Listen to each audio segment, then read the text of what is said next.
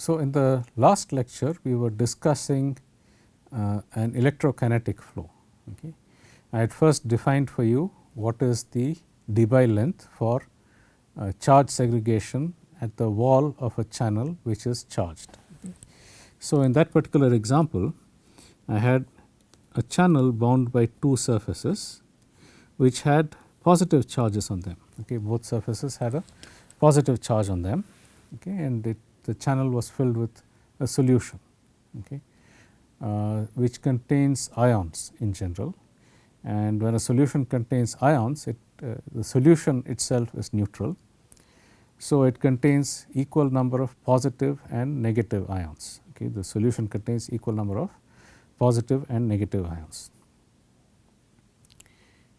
In the bulk of the solution, if you take any differential volume which is large compared to molecular size, in that differential volume the number of positive and negative ions will be exactly the same. So, that there will be no net charge.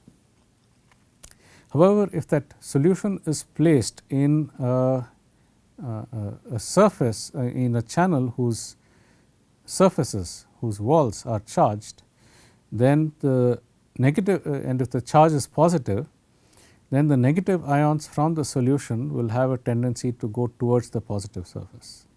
So, you will have a higher number of negative ions close to the positive surface, okay. And when the negative ions accumulate near a positively charged surface, they screen the electric charge electric field from that surface, and therefore, the charge density of the negative ions decreases to 0 as you go further and further away. Okay. And we had examined how the charge density changes. If the charge per unit area at the surface is QES, okay, the surface charge per unit area is QES, then the charge in the fluid, okay, due to electrostatic charge separation is given by minus, okay, because the charges in the fluid close to the surface are negative of the charges charge of the surface, minus QES by lambda d times e power minus z by lambda d, where z is the direction perpendicular to the surface. And here lambda d is a length scale. So, you can easily verify that if QES is a charge per unit area, then the left side is a charge per unit volume, a charge density. And I had given you the expression for this Debye length. Okay. It is directly proportional to the thermal energy, proportional to the electric permittivity, and inversely proportional to the number density, or rather minus half because it is a square root, and inversely proportional to the charge. So, it goes as 1 over square root of number density. Okay. So, as number density increases, you get more charges accumulating at the surface, and they screen out the positive the field due to the positive surface charge at a shorter distance, okay, and therefore, the Debye length decreases. Okay. And as the number decreases, the Debye length increases as 1 over the number, or 1 over the molarity, 1 over the square root of the number of charges, or 1 over the square root of the molarity of the solution. And I had calculated for you this Debye length for realistic situations. Okay. A 1 millimolar aqueous sodium chloride solution. Water has relative permittivity 80, and based upon actual values of the numbers of the electric charge, the permittivity, the number of molecules per unit volume, and the charge on a molecule, and the thermal energy. Okay. We had found that the Debye length is about 10 nanometers for a 1 millimolar solution, and if you increase the molarity to 0.1, this goes down to 1 nanometer, and if you make it still larger, it becomes of molecular size. Okay. So, 0.1 to 1 to 10 power minus 3 molar solutions, it is in the range of 1 to 10 nanometers. Okay. So, that is the Debye length. Now, the second problem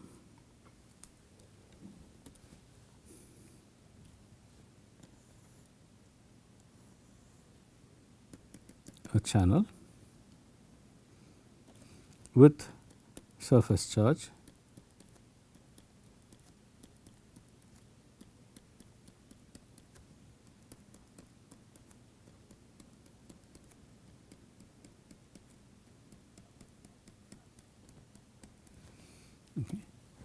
and with a Debye layer close to the surface,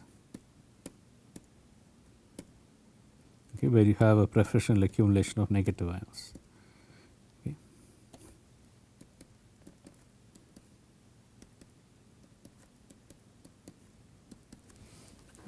Where you have an accumulation of negative ions opposite in sign to the surface charge. And on top of this, if I apply an electric field,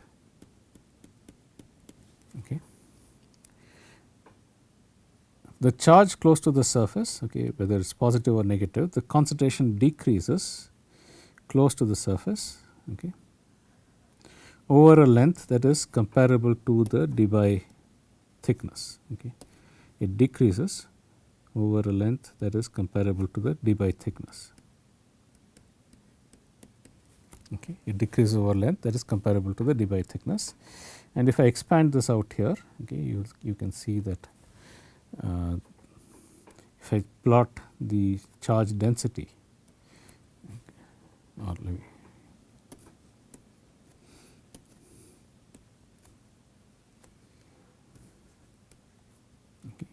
if I just expand this out,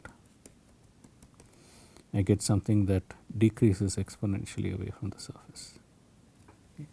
I get a charge density that decreases exponentially away from the surface within a distance of the order of 1 to 10 nanometers under normal circumstances. Within a distance of the order of 1 to 10 nanometers under normal circumstances. So here you have an excess of negative ions. And I have applied an electric field in this direction. I have applied an electric field in this direction.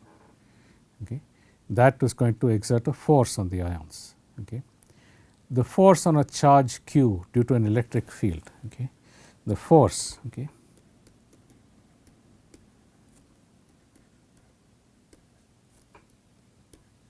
is given by the electric field times the charge.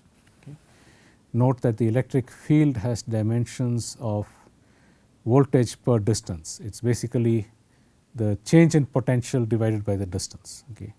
Just as for example, the temperature gradient is change in temperature by distance, concentration gradient is change in concentration by distance. These are all the driving forces for heat and mass transfer. Velocity gradient is change in velocity by distance.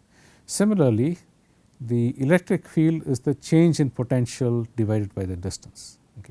The change in potential divided by the distance.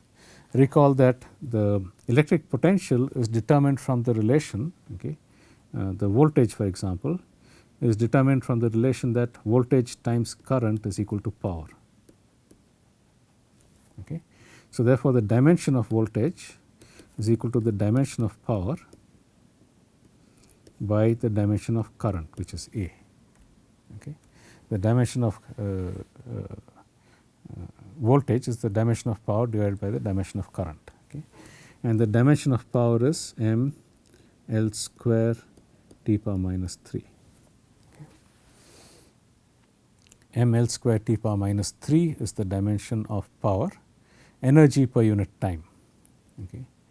Energy per unit time is power, this divided by A, which means that the dimension of the electric field is going to be equal to the dimension of voltage by length, which is m L t power minus 3 A inverse. Therefore, the dimension of electric field times charge.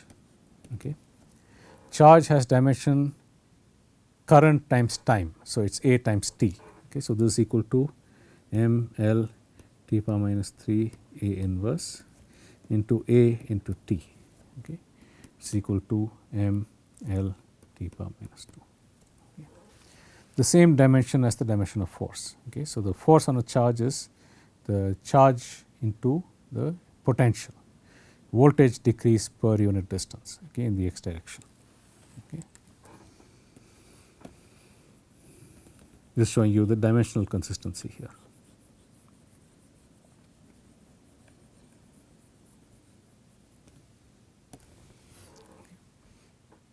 So, therefore, the force density is equal to E x into the charge density Q e, okay, that we had calculated earlier. Okay.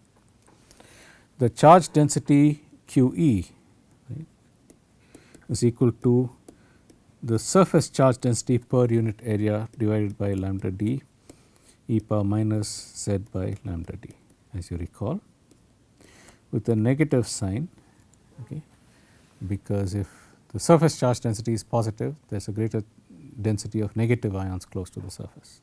Okay. So, this is the charge density. Okay. I should note that there is another quantity that is used quite often in this field, and that is called what is called the zeta potential.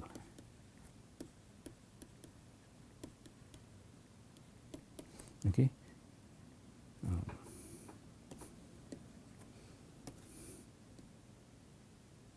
Zeta, okay, the symbol zeta is equal to the surface charge density into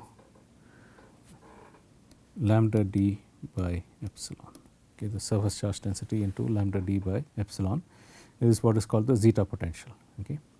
So, you could well express the local charge density in terms of this zeta. Okay. So, this is equal to minus epsilon zeta, okay,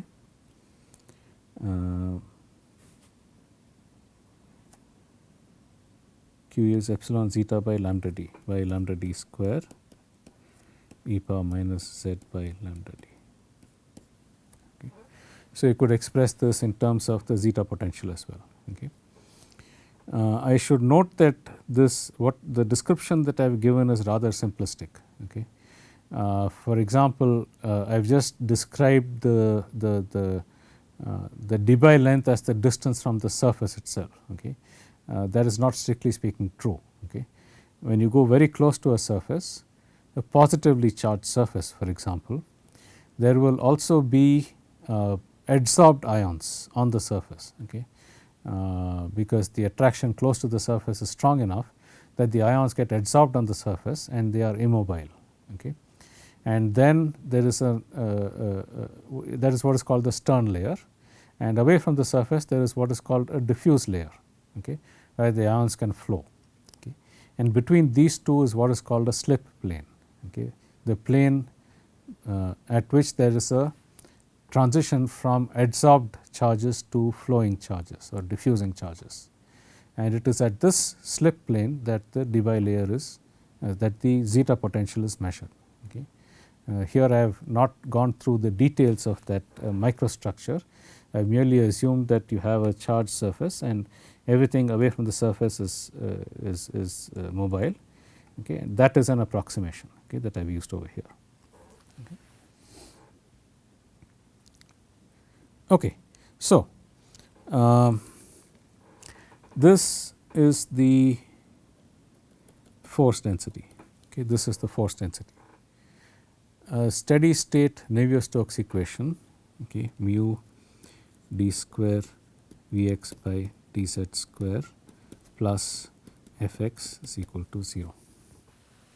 Okay. And in the expression for Fx, I substitute Fx is equal to Ex times Qe. Okay. Substituting that, I will get mu d square Vx by dz square minus, okay, because it is a negative sign in this expression, okay, epsilon zeta, okay, e power minus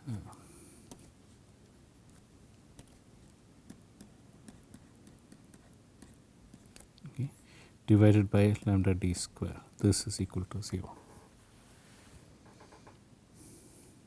Okay. So, this is the equation that I have to solve for the velocity field. Okay. This is the equation that I have to solve for the velocity field. Okay. And this is relatively easy to solve. The integral of an exponential is another exponential. Okay. The integral of an exponential is an exponential. Okay. and you take a double integral, you get an exponential as well. Okay.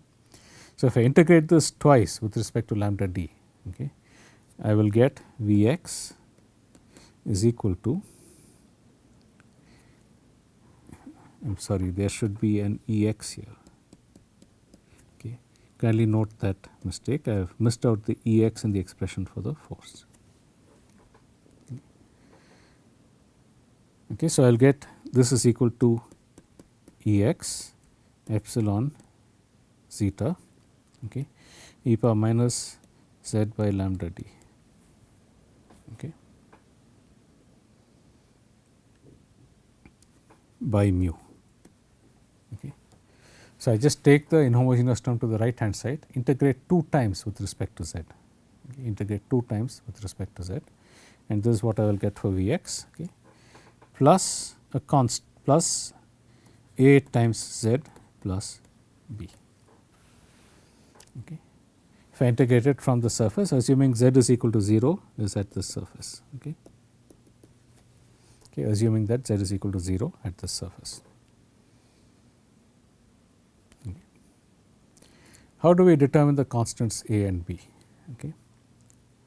Since there is a force acting only very close to the surface, since there is a force that is acting only very close to the surface, okay, I have a negative sign here, I am sorry.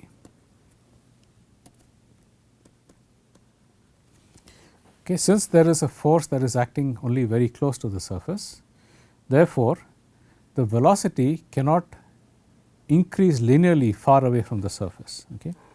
The velocity cannot in general increase linearly far away from the surface. Okay. So, this constant a has to be equal to 0, okay, since the force is restricted to a region very close to the surface, right.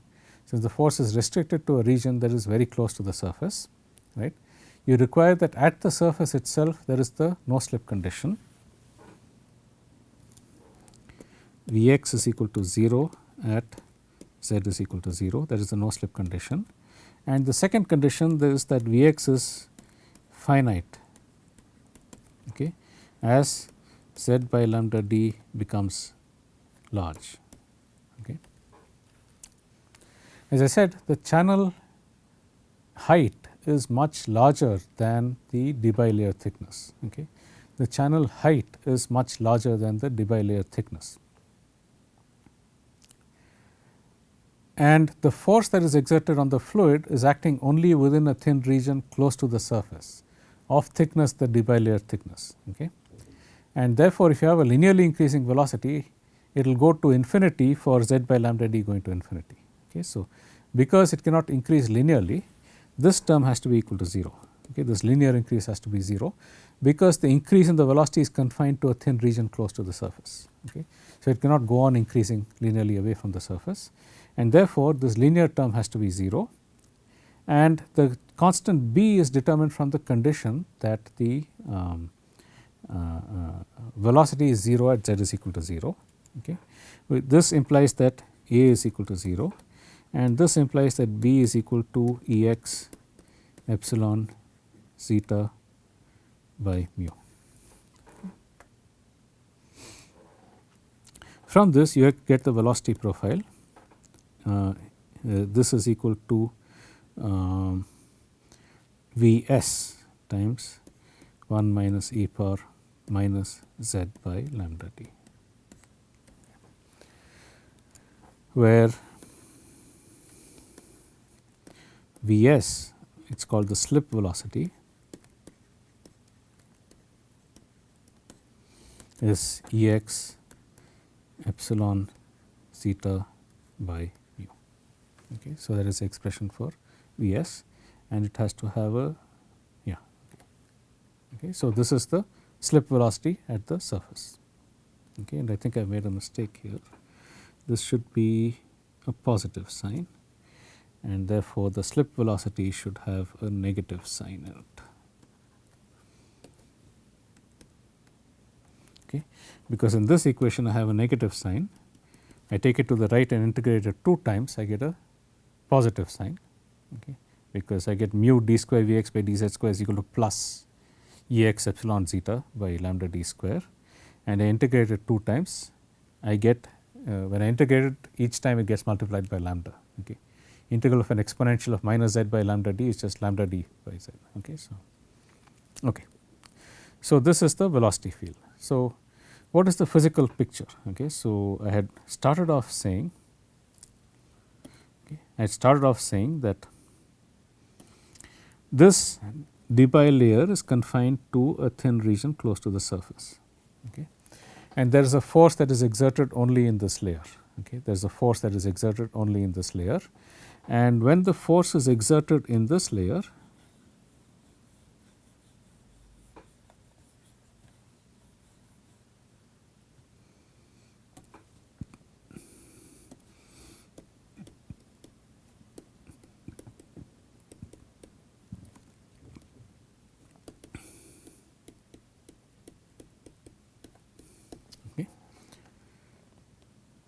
okay, when the force is exerted in this layer, then you get a flow velocity. Okay.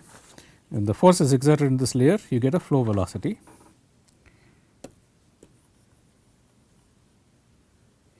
And the gradient of this velocity is confined to a thin region. Okay. So, therefore, the gradient of this velocity is confined to a thin region comparable to the debye layer. Okay.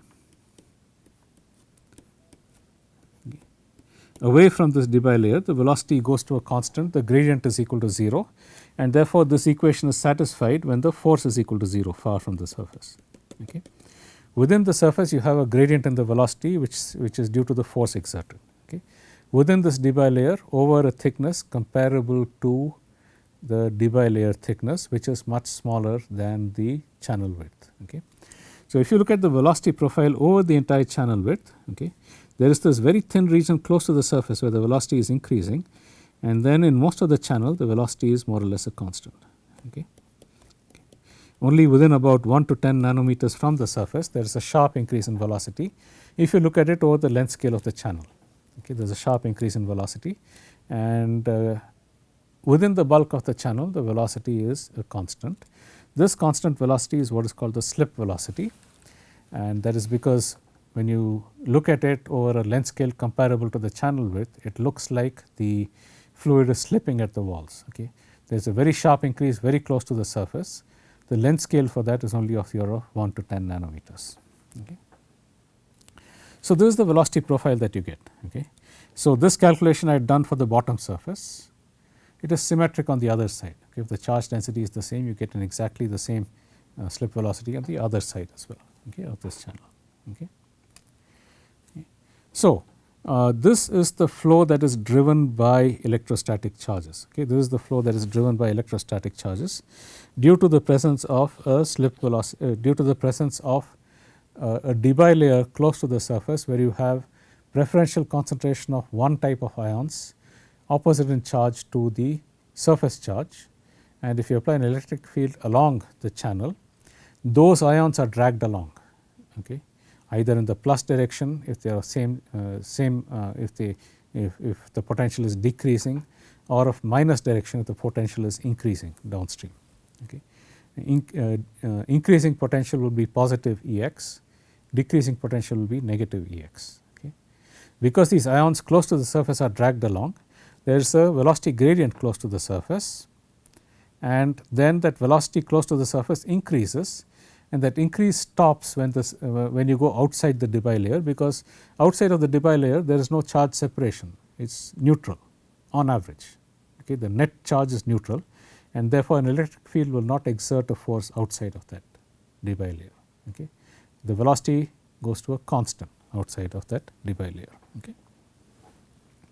So, that is what is called electrokinetic flow, okay.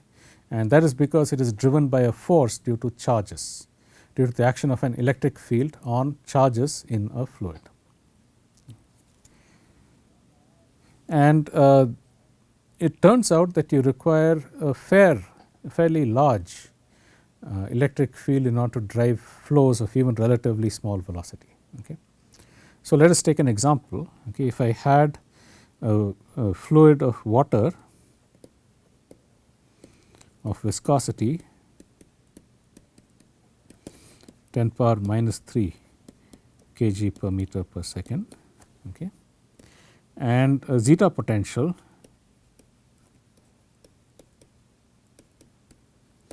of 30 millivolts, okay, zeta potential on the surface. So, I will take this as a negatively charged surface with zeta potential is equal to minus 30 millivolts. And if I want to drive a flow velocity of 1 millimeter per second,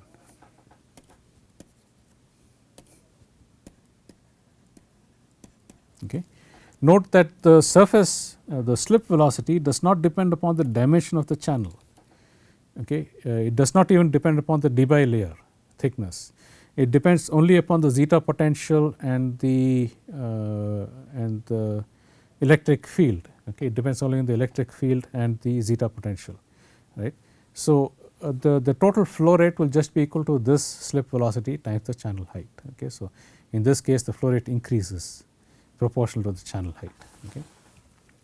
So, if I want a flow velocity of 1 millimeter per second, what is the electric field, okay, required for generating this flow, okay. So, we know that the magnitude of the velocity Vs is equal to Ex epsilon zeta by mu, which implies that Ex is equal to mu Vs by epsilon into zeta, okay. So, that is the relation between the potential, the electric field that has to be applied and the velocity, slip velocity, okay. And in this case this is 10 power minus 3 kg per meter per second into the velocity is 10 power minus 3 meters per second divided by epsilon, okay. For this case we had calculated the value of epsilon here, okay, 7.08 into 10 power minus 10.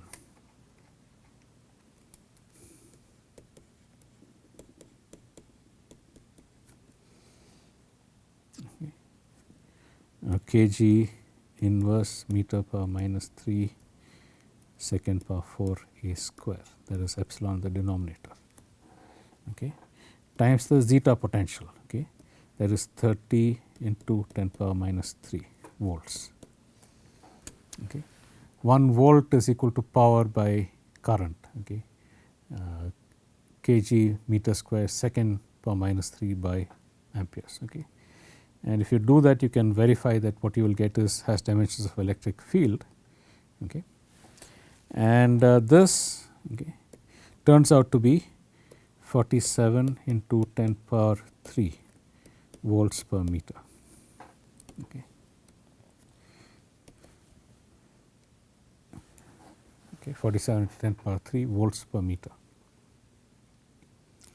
So, you can see that the potential difference that has to be applied is quite large even for generating flow velocities that are relatively small, okay. That is the limitation of electrokinetic flows, okay.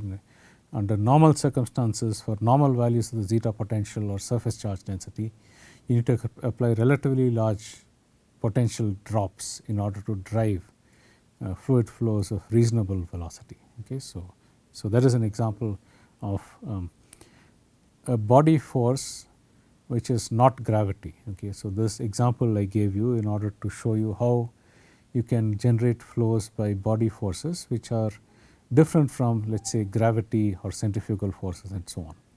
In this case the body force was an electrical force, a force due to an electrical field acting on charges that are segregated close to the surface, okay. When a charge is segregated close to the surface, the thickness of that Debye layer where you have charge separation is of the order of 1 to 10 nanometers, which is much smaller than the channel width. When you apply an electric field, there is a force exerted on that region, because of which there is a velocity gradient in that region, and once you go outside that region the velocity is a constant equal to the slip velocity. And I had given you the formula for the slip velocity in this case in terms of the zeta potential, okay, the slip velocity in terms of the zeta potential, and we saw that for small, relatively small velocities of a millimeter per second, you still need relatively large potentials, okay. So, this completes our discussion of steady state situations, flows transport at steady state, okay. when the constitutive relation is given by Newton's law for momentum transfer, Fick's law for mass transfer, or Fourier's law for heat transfer, okay, in those cases. Next class I will go on to some issues concerning binary diffusion. So far we have assumed that the concentration of a solute is small enough that it does not affect the momentum of the system or the mass density, that is, as you add more and more solute, the concentration is still sufficiently small that it does not affect the total density of the system. What if you have concentration that is not small?